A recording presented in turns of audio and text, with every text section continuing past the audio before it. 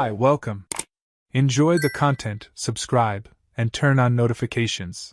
The cold wind cut through the morning silence as Mark slowly opened his eyes, bundled up in his sleeping bag inside his tent.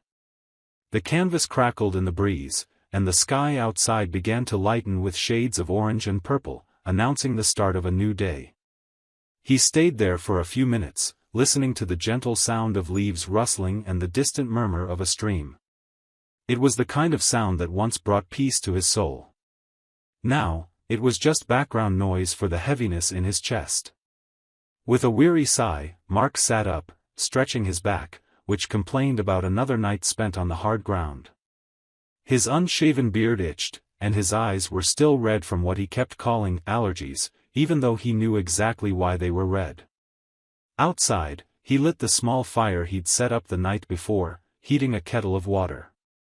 The smell of instant coffee that soon filled the air sparked a nostalgic feeling, not because of the taste, which was terrible, but because of the memories. It was in this very spot that he used to spend summers with his kids. Ethan loved learning how to pitch the tent, and Chloe insisted on sleeping in a hammock. Heather came too, of course, and she was always the one who made the coffee. She used to say Mark never got the water ratio right, either too weak or bitter as poison. And he would laugh. He always laughed with her. But today, the bitter coffee was the only option. And the laughter was gone. Mark got up, mug in hand, and walked to the natural lookout point at the campsite. The valley stretched out in front of him like a living painting. A carpet of trees, the river weaving through it, and the mountain standing guard around it all. He stood there for a long moment, just watching. Right then, surrounded by nature's untouched beauty, he felt a harsh contrast inside himself. It was like being surrounded by peace while a storm raged within. The breeze brushed his face, but it didn't comfort him. It was as if the world was saying, life goes on, but he was still stuck in the moment when everything fell apart. It was there, among the silence of the mountains, that he tried to remember who he was before the pain. Before the doubt. Before Heather. Mark reached into the inside pocket of his jacket and pulled out his phone, still turned off. He'd kept it out of reach since arriving at the campsite 3 days earlier. He didn't want notifications. He didn't want calls. Least of all messages from her. He needed time. Not to think, because he'd already made up his mind, but to breathe far away from the weight of it all. He held the phone for a few seconds, his thumb hovering over the power button. His own reflection stared back at him in the dark screen, an older man than he remembered. Tired, worn. Not just by age, but by the effort of years spent trying to hold together something that was already cracked. What hurt the most wasn't the betrayal, it was the memory of believing that love would be enough. That his efforts were seen. That the dinners, the talks, the late-night embraces held some value for her. With one last sip of coffee, he pressed the button. The screen lit up. Messages started rolling in one after another, a digital avalanche that had no patience. But two caught his eye right away. Ethan. Chloe. Dad, we just wanted to say we love you. We're with you, no matter what. Those words took Mark by surprise. He knew he hadn't told his kids yet. He thought they weren't ready. But now it was clear that, somehow, they'd found out. Maybe they overheard something. Maybe they saw a text on their mom's phone. Or maybe, deep down, they always knew something was wrong. He felt his throat tighten. He ran a hand over his eyes. They knew. And even so, they chose to stand by him. In that moment, in the middle of nowhere, Mark felt a strange warmth in his chest. It wasn't happiness, he was still a long way from that. But it felt like strength. As if Ethan and Chloe's words filled a tiny crack in his shattered heart. As if it said, "You're not alone." Heather, on the other hand, still didn't know that he knew. She was still living in that bubble of silence where she believed she'd buried her actions deep, as if the truth could stay hidden forever. She was probably still pretending everything was normal, sending lukewarm messages, trying to keep up appearances. Mark had never replied to any of them. Not because he didn't have anything to say, but because he had too much hurt. And now, standing there in front of the valley, he knew that her secret, and his, was about to end. Because truth only stays buried for so long. And her time was up. He closed his eyes and let the phone drop onto his lap. He took a deep breath. The mountain soundtrack still played on. But now, along with the sound of water and wind, there was something else. An internal whisper. The certainty that he had to go. Go back. Face what he'd been putting off for days. The peace around him was still the same. But inside him, something new had begun to move. Mark left the mountains in the early afternoon. The once clear, golden sky was starting to fill with heavy clouds, as if the world felt what he was about to face. The winding road down through the pine trees felt narrower than when he'd driven up a few days before. Now, there was no more room to run. With every mile, the pain he'd tried to quiet in nature started pounding in his chest again. It wasn't just the sadness of a marriage ending. It was the realization that he had loved a woman who, in the end, chose to stab him in the back. The neighborhood where they lived looked the same. Kids playing on the sidewalks, the old man next door watering his garden, neighbors walking their dogs. Everything went on as always, like nothing had happened. And maybe for them, nothing had. But for Mark, this was the first time he was coming back as a different man, not a husband anymore, but someone who had crossed the point of no return. He parked in front of the house and stayed in the car for a moment. He was breathing deeply, hands tight on the steering wheel, staring at the front of the house he'd walked into so many times with a smile, bringing flowers or Heather's favorite takeout. The porch was still tidy. Flower pots in place. The living room curtain swayed in the breeze through the slightly open window. It all looked so homey, so stable, and now it felt like a cynical facade. A pretty painting on a wall full of cracks. When he opened the door, he was greeted by the familiar scent of lavender, the room spray Heather loved. She was sitting on the living room couch, legs crossed, with a tablet on her lap and a half-finished glass of wine on the side table. She looked up with an automatic, maybe rehearsed, smile and said softly, "You came back." Mark just watched her. She seemed calm, slightly uneasy, but still holding the reins of the situation. That was her gift, faking normal until the last second. He only answered with a nod, closed the door behind him, and walked silently to his usual armchair. He sat down slowly, like he had all the time in the world but carried the weight of it on his shoulders. He let his backpack drop to the floor, unzipped the front pocket, and pulled out a brown envelope. Thick, heavy.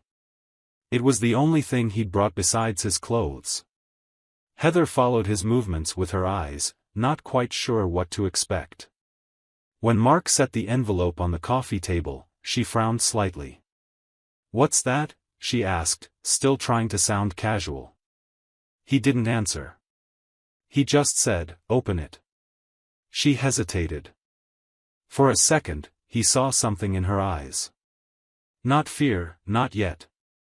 More like that subtle sense of suspicion, like she knew she might be about to lose control of her story. Still, she took the envelope, opened it carefully, and slid the contents onto the table. The top pages showed pictures, and instinctively, she stacked them up quickly, like she could stop her own eyes from seeing. But it was too late. Mark watched her in silence. He didn't want explanations. He just wanted to see the exact moment her mask fell off. Heather froze. She stared at the photos without touching them, as if the paper was on fire. A hotel room. Bradley's face. That red dress she wore on that night in Chicago, the same night she'd said she was exhausted from the conference and going to bed early. The pictures said more than any excuse ever could. The silence was broken by a nervous, forced laugh. She set the envelope aside and ran her hands through her hair, pulling it back the way she did when she was under pressure. "Mark, this isn't what it looks like." The way she said that made him narrow his eyes. Seriously? After everything, after undeniable proof, she still had the nerve to start with a cliché? It was a mistake. A moment of weakness. I felt invisible. You know, we've been drifting apart for so long, and suddenly he made me feel alive again. Mark didn't reply right away. He let her talk. It was strange to watch her cling to such weak excuses, like they were discussing a bad purchase at the store and not the destruction of a 23-year marriage. She tried to stand up, but he made a small gesture, signaling her to stay where she was. It wasn't time for theatrics. "You cheated on me with my boss," he said in a low voice, never raising his tone. "And it wasn't a mistake. It was a choice. You traveled with that choice. You slept with that choice. Then you came home, hugged me, ate dinner with me, as if nothing had happened. That's not an impulse. That's calculated." Heather looked like she wanted to speak, but nothing came out. For the first time, her face was trembling. "Even so," she tried, "I felt so alone, Mark. You shut me out. I needed to feel wanted. I needed to remember I was still a woman." That last line hit him differently. He leaned forward, elbows on his knees, and looked straight into her eyes with a certainty she'd never seen in him before. "You wanted to feel like a woman? And you thought sleeping with another man was the way to do that? That it meant more than everything we built?" "Yeah, I was tired. But I was tired for us. For our future. For our kids. You didn't want to talk. You didn't want to fix it. You chose to cheat, and now you're blaming it on some emotional void?" Heather shrank back on the couch, lost for words. Tears were streaming down her face. But Mark stayed completely still. There was no room for pity now. He wasn't there to reconcile or argue about the past. He was there to close the book on this part of his life. Time seemed to stand still in that living room. Her glass of wine remained untouched. The quiet house now felt like a tomb for everything they once had. And Mark, steady as ever, knew this was just the first step of what was yet to come. "You're absolutely right, man. And thanks so much for paying attention to all those details. That's what really makes a story stand out." In fact, in the second part, Mark already showed Heather the photos during the confrontation at home. So, in the third part, it wouldn't make sense for him to print the photos again just to send them to his old job. Let's fix that inconsistency now. The correct timeline is, Mark found out about the affair weeks before. He gathered evidence, short videos from the pen. He'd already printed some of those images to show Heather during their confrontation. And now, at the hotel, he's using copies of those same photos, or digital versions, to file a complaint at his old workplace where Bradley is his boss. I'm going to rewrite the third part with this logic in mind, keeping the emotional intensity, strong narrative, and the right timing. Mark left the house like someone leaving behind a story he once believed would last forever. The door clicked shut behind him without hurry, and each step to the car felt like stepping through the debris of a life that no longer existed. He didn't look back. He didn't want to see Heather with her tear-streaked face struggling to find words. Nothing she could say now would change what he felt when he watched those brief but devastating seconds of footage recorded by the pen she'd taken to Chicago.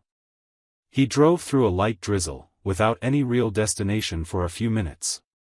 He needed to breathe, but the air felt heavy anywhere that held memories. So, without telling anyone, he went to a hotel near the airport, a place that reminded him of nothing and no one. A quick check-in, a key card, and a silent hallway. The room was cold, simple, almost impersonal. Exactly what he needed.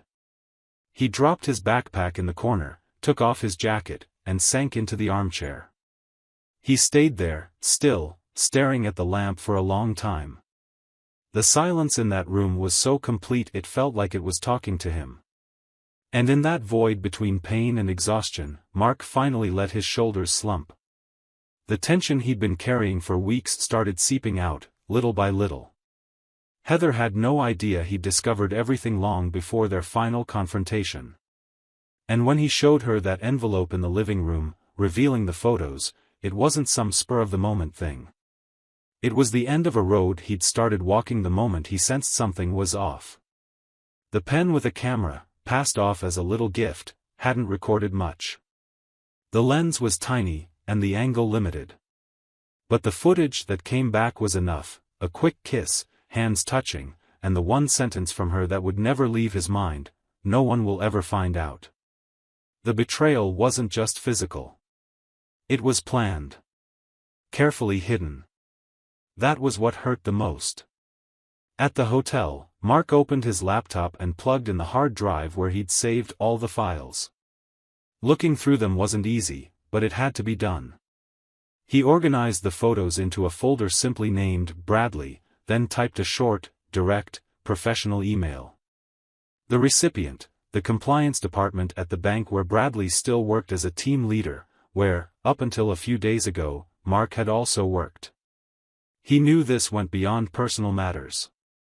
It was a serious ethical breach, a boss involved with an employee's wife, using work trips as cover for personal affairs. He attached the images. Not all of them, just enough to prove the relationship and raise significant concerns about professional conduct. No insults, no angry words. Just the cold, documented truth. In the subject line, he wrote, "Inappropriate relationship between a supervisor and an employee's spouse. Attached for review." He hit send. Then he closed the laptop. He stared at it like it was a door he'd just locked. In that moment, the strongest feeling he had wasn't rage, it was emptiness. Mark didn't feel proud or satisfied, but he did feel certain. He might have been broken, but he was still a man who valued his word. He'd been loyal. Honest. And now, he was just letting the truth take its course. He lay down on the bed without changing. He looked up at the ceiling. His mind was still spinning from everything that had happened: Heather's lost expression, the silence in the car, the pain of saying goodbye without a final hug. But in that place, behind cold walls with no memories attached, Mark finally took a deep breath. For the first time in a long while, nothing was hidden. No doubts, no lies, no loose ends. The truth was finally all out in the open. And whatever came after, well, he would find out. The world didn't stop after the storm, but for Mark, the days passed like they'd lost their color. He went on with his responsibilities, a new routine, and long stretches of silence. What was said couldn't be taken back, and what was done belonged to the past now, even though it still hurt like it had happened yesterday.